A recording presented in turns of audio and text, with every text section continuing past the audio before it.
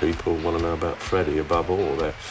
No one's asking me questions about Roger or Brian's private life. And when asked to think of a verb to describe Freddie on stage, I think of strut. He would walk out on stage and he could control the audience immediately. Not afraid to dominate. And I think as time went on, the stage persona really took over from the original individual, and he lived this larger-than-life character. You have a very extrovert stage act by any standards. Will you be able to go on with... You mean I flaunt it? You're over the top. Despite his outlandish stage presence, Freddie Mercury kept his personal life private.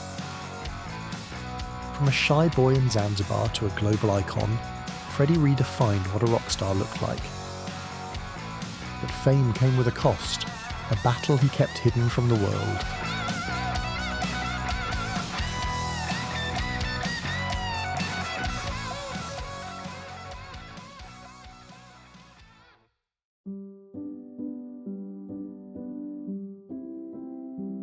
Freddie was born on the 5th of September 1946. I'm sure most people who are Queen fans would just assume he'd been born in England, but in fact he was born in Zanzibar. His parents had come from India. But very few people who were Freddie Mercury fans know he was Farrokh Bulsara, and Farrokh wanted to be called Freddie. He lived his character. He was Freddie Mercury, and that was all he wanted to be. Throughout his childhood, Freddie had been surrounded by music and had begun piano lessons at age 7. If you're taking in music, if you're playing music as a child, it's second nature to you when you're an adult. But also, even if you're not performing it as an adult, it gives you insights as to what the performers are doing. You can hear music like a conductor hears music. You can hear everything that's going on. And you can sing, in the case of Freddie Mercury, with your voice as an instrument. When Zanzibar won its independence, they then moved to England. Freddie would study graphic art and design at Ealing College. After graduating, Freddie dove into London's lively music scene, performing with several bands. Eventually, he teamed up with guitarist Brian May and drummer Roger Taylor, becoming the lead vocalist for their band, Smile. It is very interesting that Freddie pursued the group like a suitor goes after a potential lover. He thought he belonged in this group, or this group belonged with him, whichever way you want to look at it. Made himself immediately known when Tim Staffel dropped out. Soon, Freddie convinced the band to change their name from Smile to Queen. Freddie, being interested in music from an early age, would have known that there had never been a pop star called Farrokh.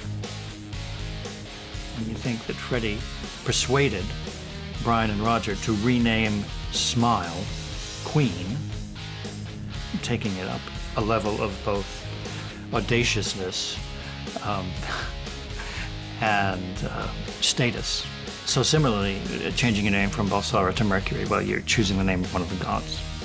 So you are elevating yourself in terms of your image, at least.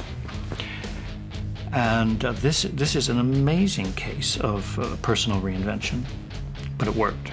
By the time I met Freddie, he was living in central London, in this Kensington area.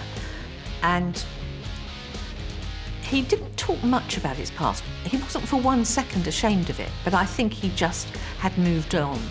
But I know he was very fond of his family, and I suspect he was lovely to them.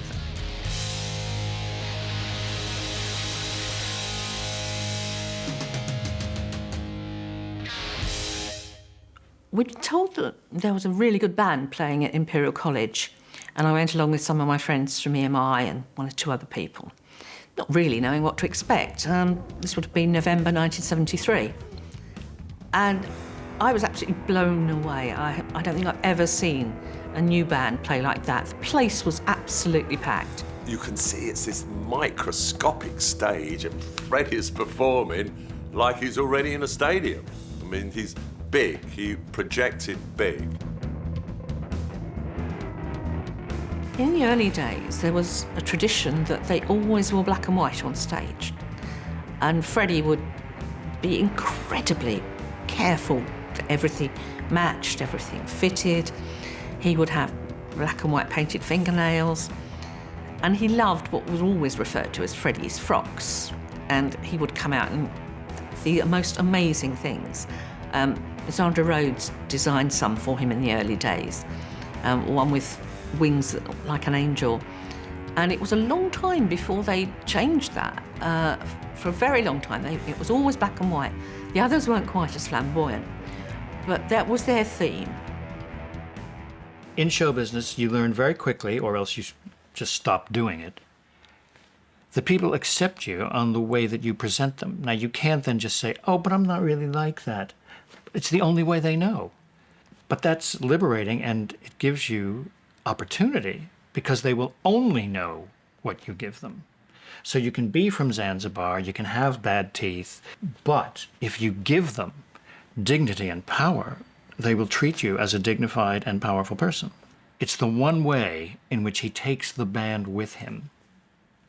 They couldn't have known when they added him as the singer that he was going to turn out that way, because nobody had that sense of theatricality.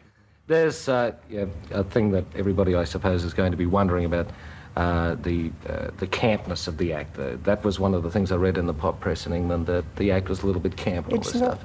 It's not really camp, you know. It's rock and roll, and it's very visual as well. There's a lot of rock and roll music there.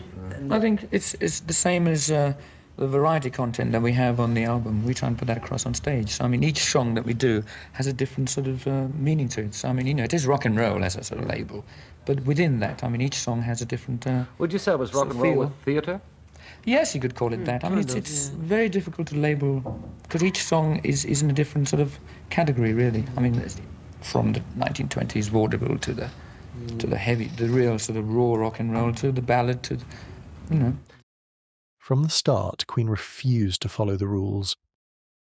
Freddie brought a larger-than-life vision, blending rock with opera and spectacle. Their debut album introduced a sound that was as daring as it was unique. While it gained moderate success, it was only a glimpse of what was to come. In those days, you didn't necessarily have great expectations of the first album, and quite often, if you had a hit, it kind of skewed the process. We released Keep Yourself Alive off the first album, and the album went okay, and by, I guess, 3 or 4 months into it, we'd made a modest impact, because by that time, the Imperial College gig had happened, and the first press started, and it was just a little whisper building.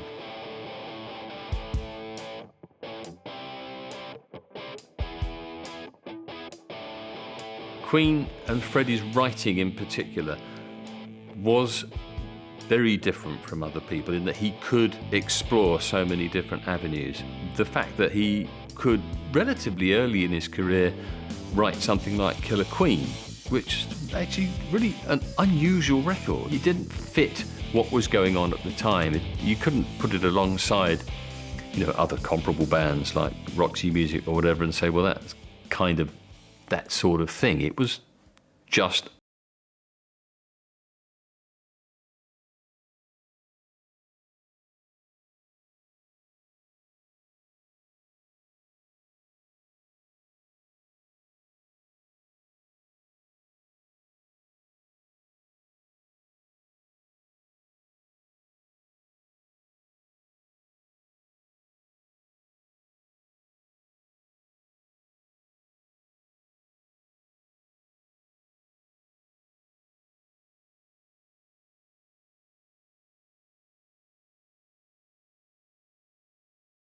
The band returned to the studio, eager to refine their vision. With their second album, Queen II, released in 1974, they took a leap into a grander, more ambitious soundscape. the album introduced the world to Queen's now iconic layered harmonies, elaborate storytelling, and heavier progressive rock influence. The album cover for Queen 2 has become an iconic image for the band. They wanted a black and white theme, they wanted a gatefold, and they wanted to feature the band. So that was my brief. I was working with Mott the Hoople at the time. David had put them on the map with All the Young Dudes, the song he wrote and the production of it. And Queen got some gigs supporting them. I photographed both bands performing live. And afterwards I sat with Freddie and I showed him this picture of Marlene and Dietrich and suggested that that should be the approach for the black shot of the band. And he loved it. I mean, whether it was the shot or whether it was the fact that it was Marlene and Dietrich, I shall be Marlene, you know. I mean, he immediately responded. He corralled the rest of the band and they went along with it. There was the black shot and then there was the white shot. I did both setups and I had to light them very carefully because I wanted to make it a little bit more dramatic than the Marlene and Dietrich shot. So I wanted to hood the eyes so that the shadow really encompassed the eyes, and I had to get them, all four of them, arranged in the correct way so I could do this. And I was up and down on a ladder and they were buzzing up and down in the makeup. I mean, they were very, like, you know, wanted to look fabulous. And of course I wanted them to look fabulous too. And I actually did a lot of shots. And afterwards we reviewed them. And for quite a while, the rest of the band were a little bit, they thought maybe that word pretentious was sticking in their head. And they weren't sure that the black shot was the right shot. I think because it was a very powerful image. Obviously it was. In 1975, they released A Night at the Opera, a bold, extravagant masterpiece that introduced the world to Bohemian Rhapsody, a 6-minute rock opera that defied industry norms, proving that the impossible was merely a challenge to be conquered. Freddie said to me, "Oh, we made a short film yesterday afternoon with Bruce Gowers." And, of course, the reason they'd made it was because they couldn't do it on Top of the Pops, because they couldn't do that many overdubs, they couldn't do the segues of styles and so forth. So, but to be on Top of the Pops, they wanted to give them this clip, so they made a short film. Well, that short film happened to revolutionize the way that music is consumed, because neither MTV or VH1 would exist had it not been for that short film. The whole thing was quite extraordinary. And again, I think people weren't quite sure how to take it, but once they saw it, they realised just how good it was. The point about Freddie was that he was, you know, he obviously had some strand of eccentricity about his lyric writing and his some very left field things. I mean, the music itself was so bizarre that you had no idea what the lyrics meant, and really, who cared? I think one of the interesting things about Queen is that their songs are open to such interpretation. But I'm not going to say on camera who I think it's about. We just about do all our own production. We have Roy Baker, who sort of co-produces with us. And all the 4 albums have been a co-production with him. Do you feel that Night at the Opera is perhaps you've reached a climax at a certain stage in your career? Because I believe it's definitely the best that you've ever done. Thanks. I think it's possibly the peak so far because it's the most successful. But I mean, we hope we're going to get better. We do, definitely. It is going to be difficult, especially with Bohemian Rhapsody being as large. Well, a kid wrote me a letter about that and said, I study demonology and satanic things. Why do they use Beelzebub? And I suppose that's a legitimate question. Why do we use it? Yeah. It's just why do we use anything? I mean, it doesn't necessarily mean I study demonology and things. I just love the word Beelzebub. It's a great word, isn't it? Very camp wherever you live. Actually, the letter is signed with the cloven hoof at the top. What is that? The same sect. I belong to the The next single that's coming off Night at the Opera is You're My Best Friend, I understand. And already we're getting a lot of requests for that. But it's entirely different in structure to Bohemian Rhapsody, and that's what makes the album attractive to me. This is Johnson. John Rutherford. Yes, because I mean that's probably one thing in the group that we all do right, which lends to the variety of our albums, you know. It's a very good thing, I think. There have been several songs on your albums that have been involved with death and all this sort of stuff. Is that just an accidental thing, or...? That's Freddie's morbid mind. One of my docile moods, actually. I think they had this amazing sensibility and curiosity, and it was something about the chemistry between them. They were very energetic. They were very curious people. They were very intelligent. I think, to give due respect, they were very bright, and they fed off their success that only made them, like a band like the Beatles, they just wanted to, they didn't want to stay stuck anywhere. The main problem Queen had with the press is that they were immediate descendants of the Beatles. Because when the Beatles stopped in 1970, Queen make their chart debut only 3 years after. So they wouldn't be taken as revolutionary artists because they weren't. So it seemed. They were working in the same format as someone who had already been the definitive artist of popular music. To some extent, it's no publicity is bad publicity. If there's controversy, then you've got profile. You can build on that. You can make a plus out of that because it's a talking point. And I think over the years that was always the case with Queen until they reached national treasure status. Queen was no ordinary rock band. They were innovators, risk-takers, visionaries, and at the centre of it all was Freddie Mercury, a performer like no other. He would walk out on stage and he could control the audience immediately. There was something about him, and of course, especially a little while later, a lot of their songs were anthems in a way.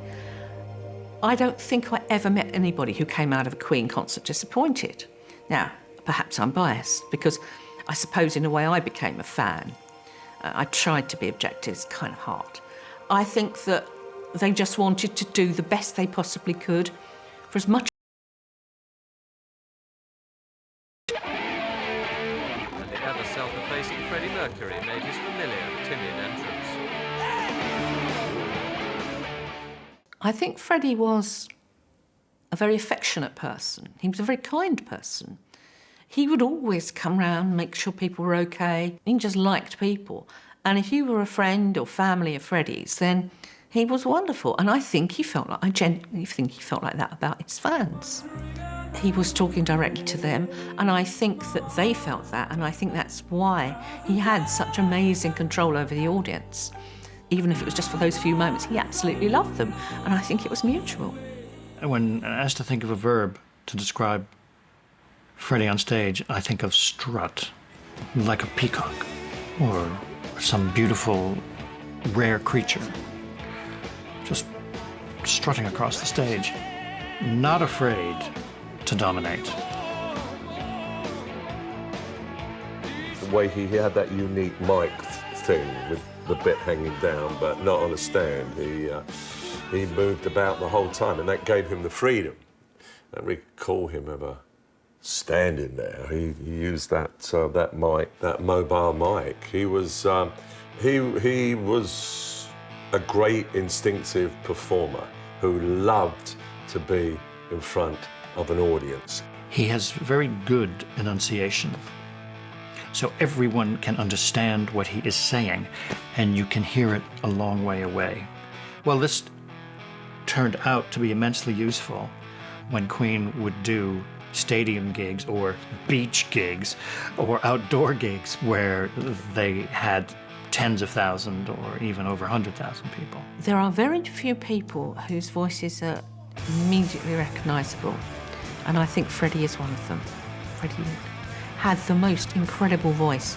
He had a wonderful range, he had a depth, he had a richness and a power in it, I think, that meant that the songs they'd written, some of them I don't think anybody else could have sung.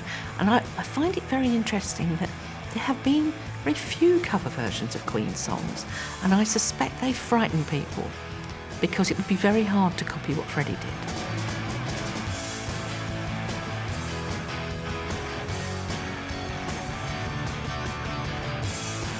Then came July 13th, 1985, Wembley Stadium, Live Aid, a performance that would be etched in music history forever.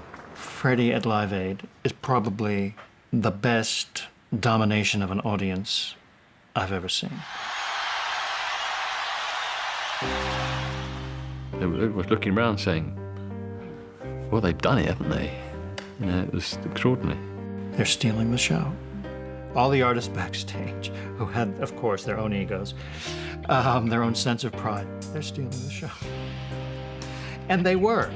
Freddie commanded the stage like a king, captivating 72,000 people and millions watching worldwide. It was pure magic, an undeniable reminder of why he was the greatest showman of them all. And you hear the audience going completely nuts. And you see on the monitor Freddie doing this impromptu duet with a BBC cameraman.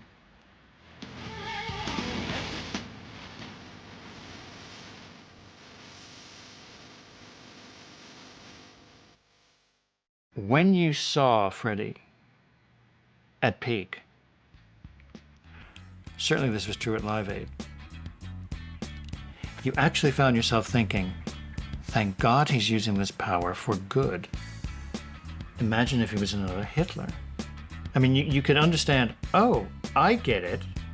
When you have this charisma and you have a crowd of 72,000 people, and they're all doing what you want them to do. I mean, when he does the Radio Gaga hand claps over the head and...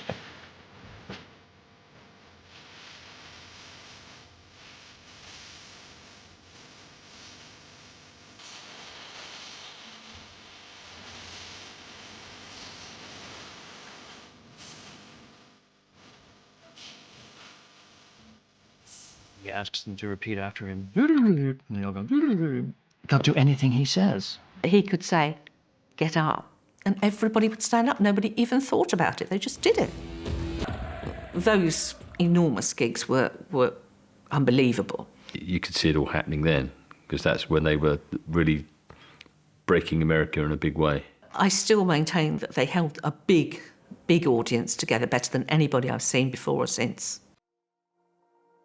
Behind the glitz and glamour, Freddie Mercury was a man of contradictions.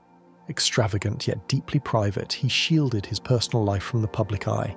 The media get excited about all kinds of things. I mean, you can argue it's none of their bloody business, but they're going to make it their business anyway, so what are you going to do about it? Freddie, and indeed the band generally, were very single-minded and also didn't necessarily suffer fools gladly. The band, and Freddie in particular, his very flamboyance, if you like, invited negative comments from people who liked their rock and roll to be more down and dirty.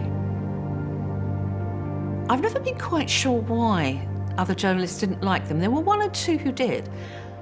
I think maybe they were too intelligent and too much of a perfectionist for their own good. Who knows? Some people were incredibly rude about them.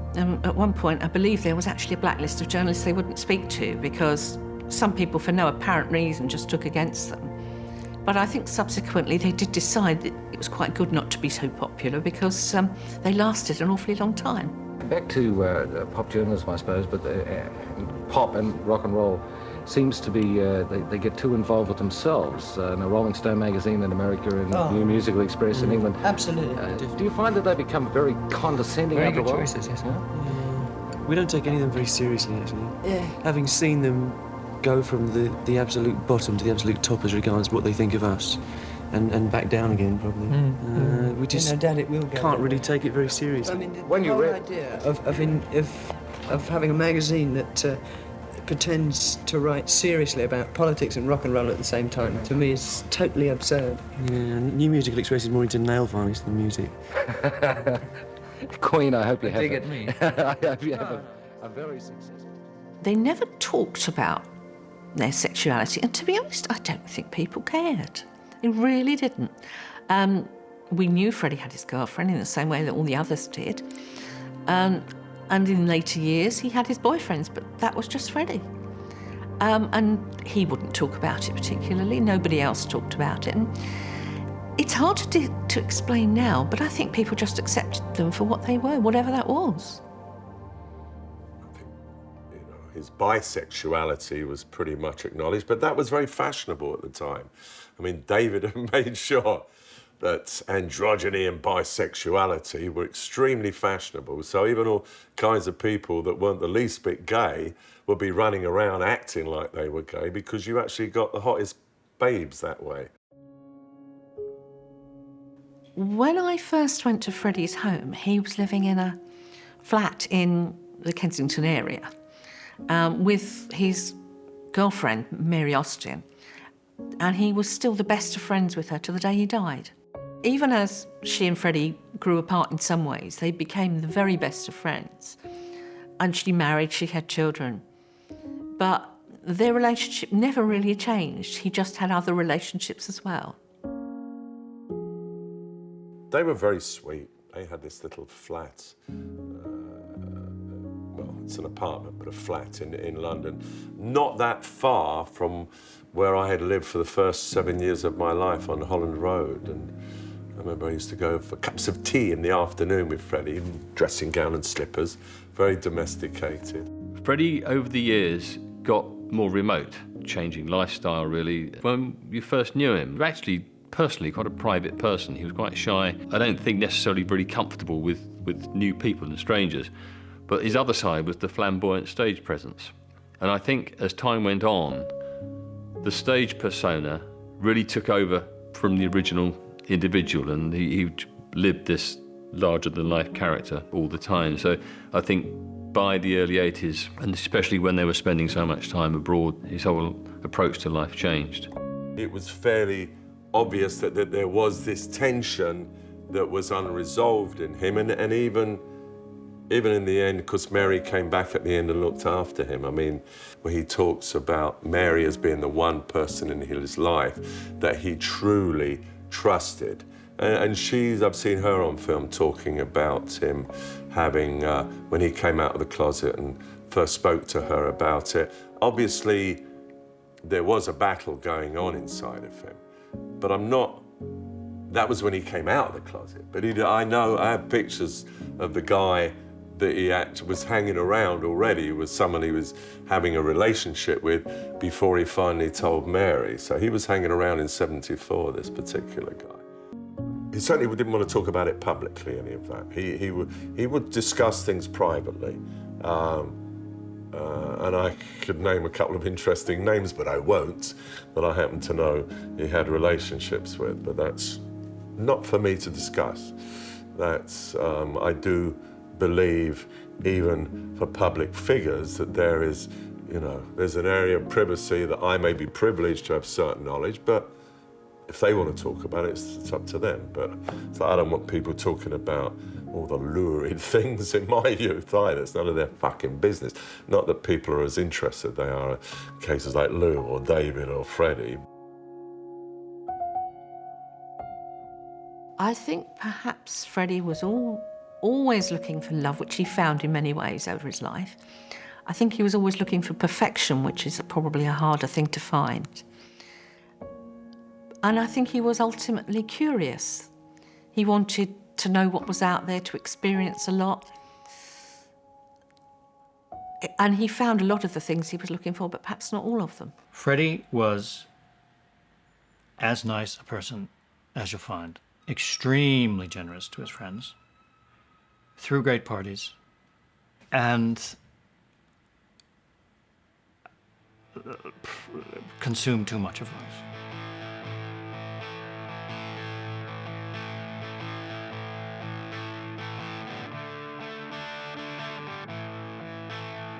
He took to the gay scene in New York in the late 70s like David Attenborough would take to a nature film, to forms of wildlife.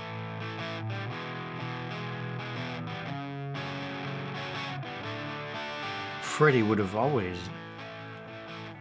known he was an outsider. He didn't even have to be paranoid about it. He was an outsider.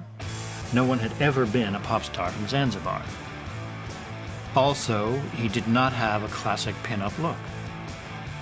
And from whatever year he knew he was gay, he knew he was gay, when it was not yet common for people to be out. So, in a variety of ways, he was different. And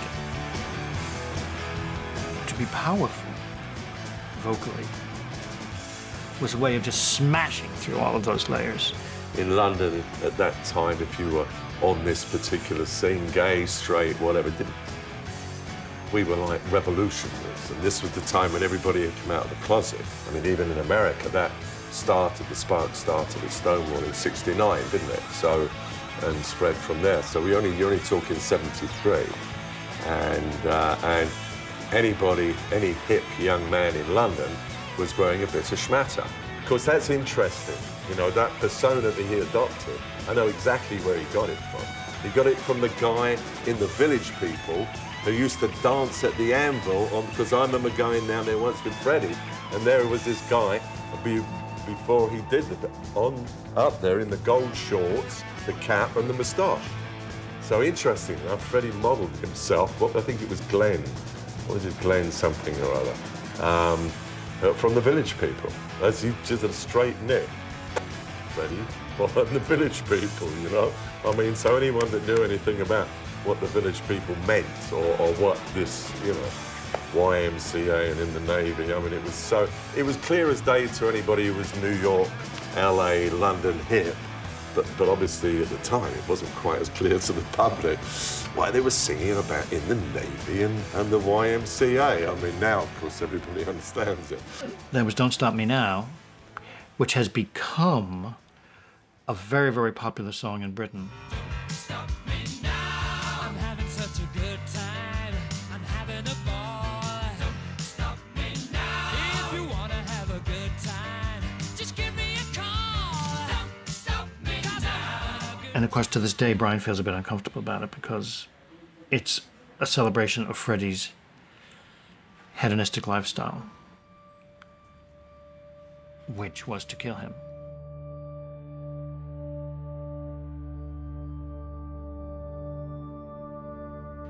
I've said this several times before, but it's just a key moment in my life with Freddie and as a gay person. In Heaven, the nightclub, in early 1983, I had returned from the United States, and I said, have you adjusted your behavior in light of the new disease? Because it had no name then. And he said with one of his flourishes, he said, darling, my attitude is, fuck it. I'm doing everything with everybody. And I had that sinking feeling. There literally is a sinking feeling. I've had it twice in my life, and that was once. And I just felt at that moment, we're going to lose Fred.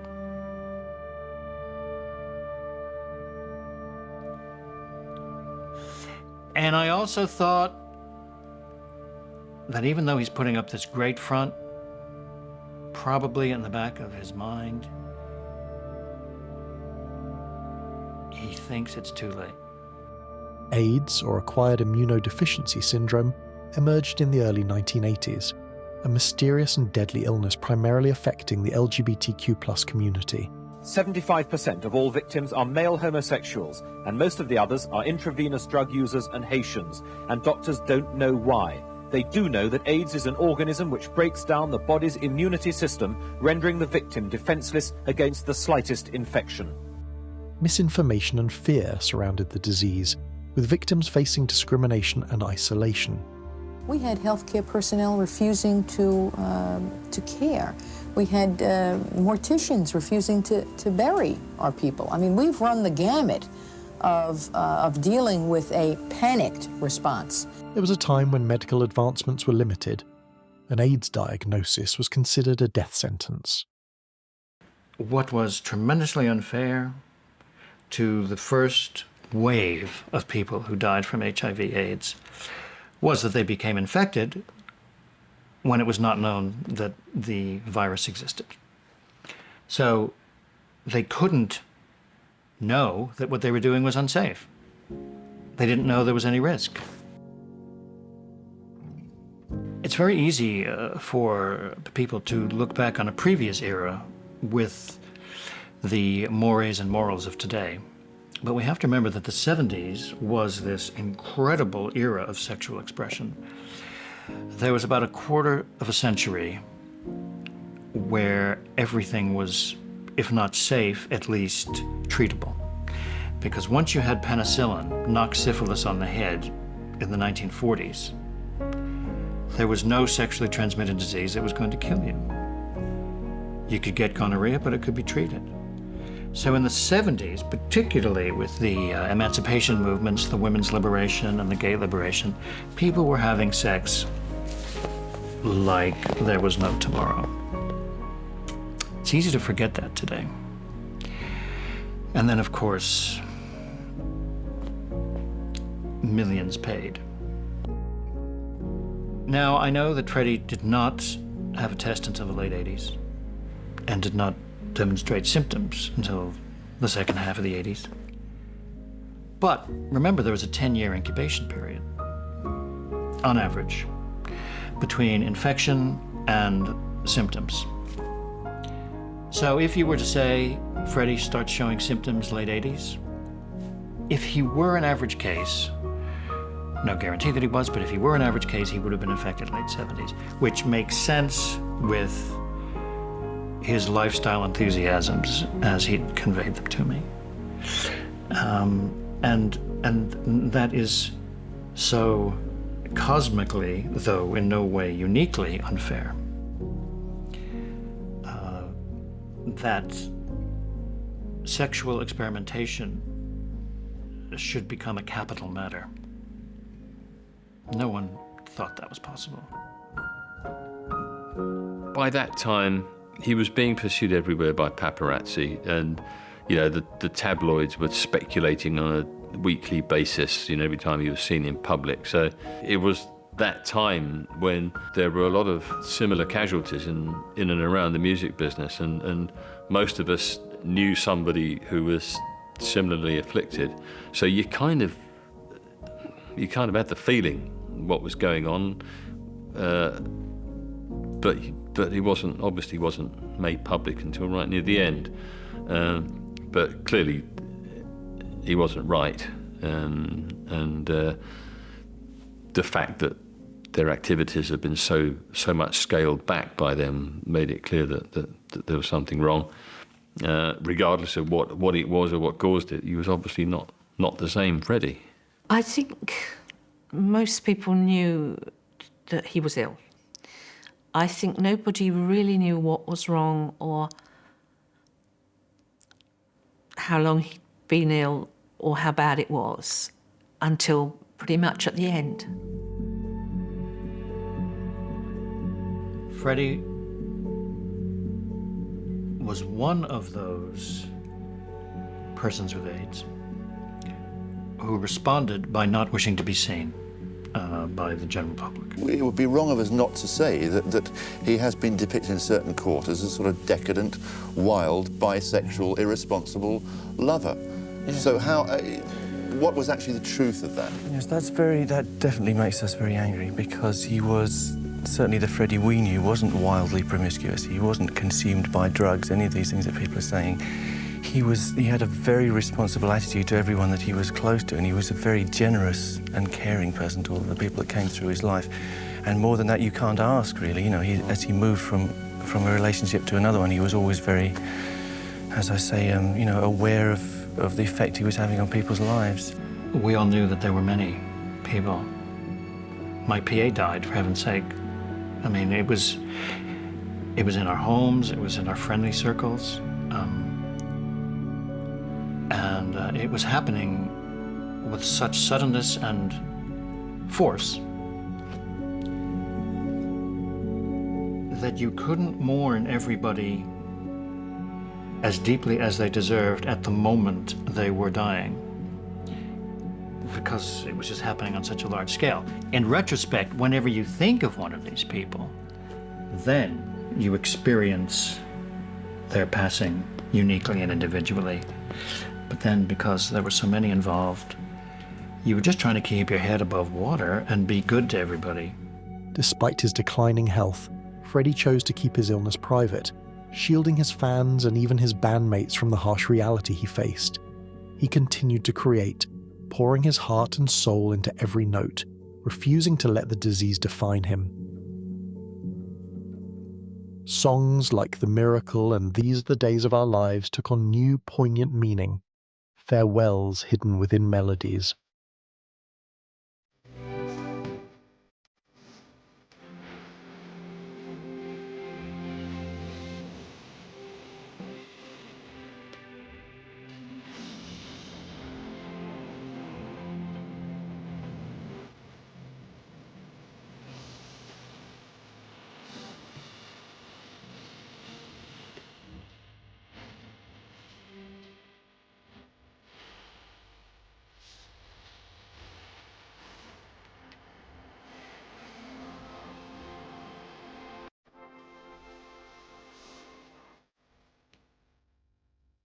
Well, the one thing he wanted to do was keep on working in the studio.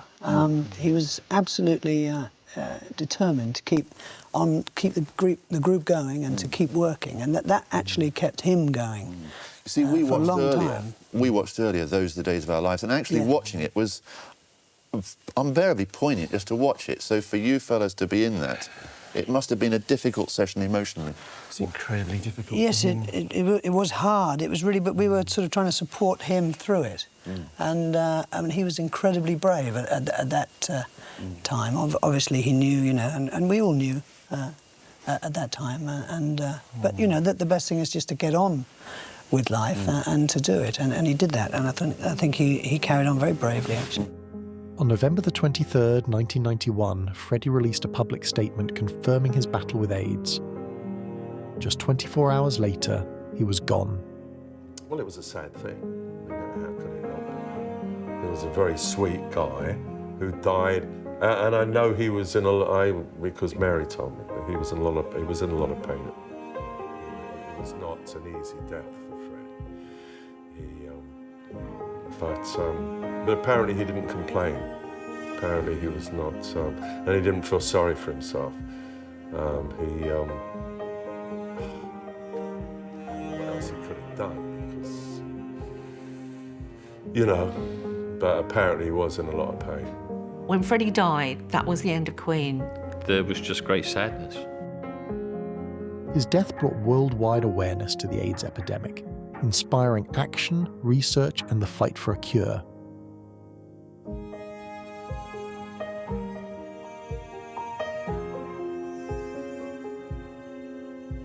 You felt that, like all the artists that die young, you say, well, what would have been? You know, what would Buddy Holly have done? You know, what would Eddie Cochran have done? You think, well, what would Freddie be doing now?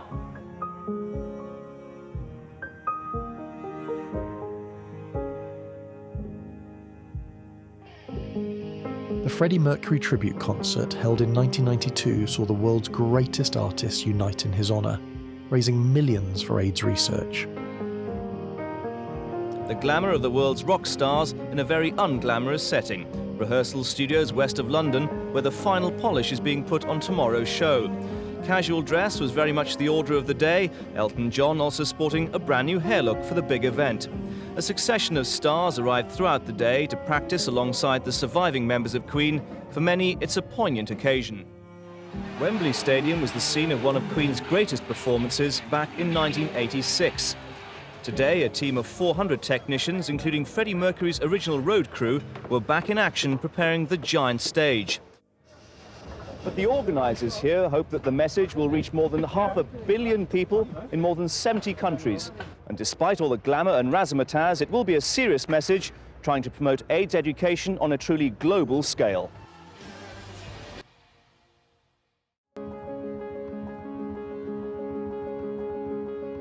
Freddie Mercury will be remembered as a fearless performer, confident and flamboyant.